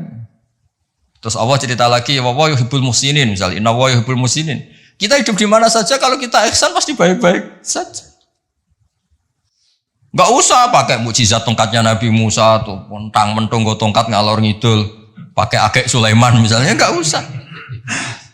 Yang menyelamatkan kita itu peradaban yang dibangun Allah Subhanahu wa taala. Nah, cari-cari foto Amit Pak Fakir. Nah, ini mulai itu. Jadi kalimatnya itu ya kalimat di kitab Itqan ini jelas khussat bil mu'jizah al-aqliyah. Jadi kamu tidak usah terbang ke langit untuk tahu kalau Allah itu esa. Juga ada harus coba saya ceritain Pak Harso. Ini di sini ada kalimat itu betul-betul sadis, tapi sadis yang baik. Wa aksaru mu'jizati Bani Israel kanat khisyatan li biladatihim wa qillati basaritihim. Dasar bodoh, mukjizat agak wow, itu gak ngandel. Misalnya contoh barang gini. Andai kan Anda jadi Nabi Musa, Anda akan ya jadi rektor aja agak susah apalagi jadi Nabi Musa. Nabi Musa itu pernah debat Pak Harso sama Fir'aun. Pertama debat itu lucu, Nabi Musa kan disuruh Allah datang ke Fir'aun. Dia cerita, Fir'aun kamu tuh harus nyembah Allah, Allah itu Rabbul Alamin. Kata Fir'aun, Tuhan kamu itu siapa kalau gitu? Ya Rabbul Alamin, Rabbus Samawati wal Ardi, yang nuhani langit dan bumi. Dari Fir'aun gini, terus manggil Haman, Haman itu ajudannya. Jangan dibahasakan arsiteknya, nanti tersinggung ini yang arsitek. Sebenarnya Haman itu kan arsitektur. Iya kan? Enggak usah. Jangan terus arsitektur berarti jabatannya apa? Jangan. Ini arsitektur yang Islami. Kata Fir'aun. Ini contoh bahwa akal dengan dasar itu menang akal. Akal dengan dasar itu menang akal. Kata Fir'aun gini, saya jalan-jalan kemana-mana setahu saya yang dituhankan saya. Karena dia pakai contoh fisik. Khisyah itu fisik yang bisa diindra. Ma'alim tulakum min ilahin huiri. Saya jalan kemana-mana ternyata yang jadi Tuhan itu saya. Nah terus akhirnya Nabi Musa bilang, Tuhanku yang menguasai langit. Loh, Fir'aun malah kurang ajar lagi bar saya. Haman sini. Ibnili sorkhan. Ya Haman ibnili sorkhan la'ali abluhul asbab as-samawati fa'attali'a ila ilahi Musa. Haman, saya bikinkan piramida yang tinggi. Saya mau ngintip Tuhannya Musa. Padahal Nabi Musa tahu, meskipun diintip juga gak kelihatan kan. Jadi Nabi Musa, saya saja gak pernah lihat, apalagi kamu. Nah itu kan masalah kalau betul sudah bikin piramida. Gak tahu ini pas kuliah belajar apa lihat piramida, gak tahu. Nah, kan masalah ya. Gara-gara orang Bani Israel memaksakan semuanya itu khisyah. Ukuran nyata ndak itu apa? Khisyah, fisik gitu. Nah, ini khisyah. Ternyata apa Pak Arsoyo? Yang bisa mengalahkan Fir'aun itu logika yang dibangun Nabi Musa.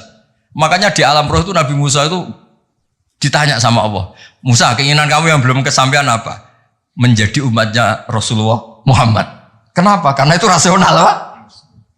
Tapi nggak kuliah di UI, andekan nyata, jadi nggak mau tetap. Aku yakin orang Bani Israel gengsinya tinggi, nggak mau tetap dia tetap jadi umatnya Nabi, tetap aja nggak mau kuliah apa? Masuk Nabi direktori, nggak Nabi kan nggak mau. Yang bisa mengalahkan apa Pak Arso? Ini cerita nyata, pentingnya rasional. Dasar sama rasional itu menang. Kan pertama debat, Tuhan kamu itu siapa? Rabbus samawati wal ardi wa ma bainahuma in kuntum muqinin. Fir'aun masih belum kalah. Debatnya depan umum, ada ajudan-ajudannya ada. Jangan bilang ada pembantu rektor, jangan ada ajudan-ajudannya. Kalau ada wah direktor nanti wah rektornya berarti mewakili. Wah bahaya itu kalau contoh itu. Nah ternyata jurus yang menang itu jurus rasional.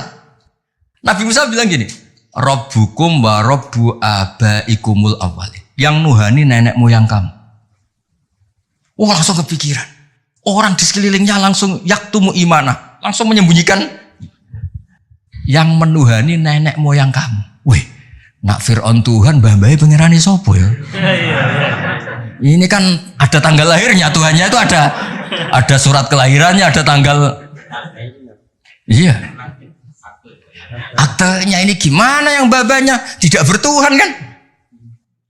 Itu menjadikan waqala rajulun mu'minun min ahli fir'auna yaktumu imanah, karena rasional itu bisa menjadikan orang sekeliling Fir'aun terus iman. Jangan Fir'aun itu geblek tenan macam. Wong karuan dekne lahir di bapak di mbak terus babayu pangerane. Leluhurnya Tuhannya siapa kalau Tuhannya dimulai dari dia? Akhirnya banyak yang diam-diam itu iman. Berarti apa? Jurus menjelaskan yang dahsyat mulai melibatkan piramida ternyata kalah dengan jurus rasional. Nah, makanya apa mukjizatnya hadil mah khussat bil mu'jizah al aqliyah al bagiyah. Nah moga Pak Farid foto gak lewat Pak Fajar, lewat kula niki luwih keren niki. Nah niki kata-kata yang ini aja yang langsung apa khussat bil mu'jizah ini ya kata-kata khussat bil mu'jizah al aqliyah al bagiyah.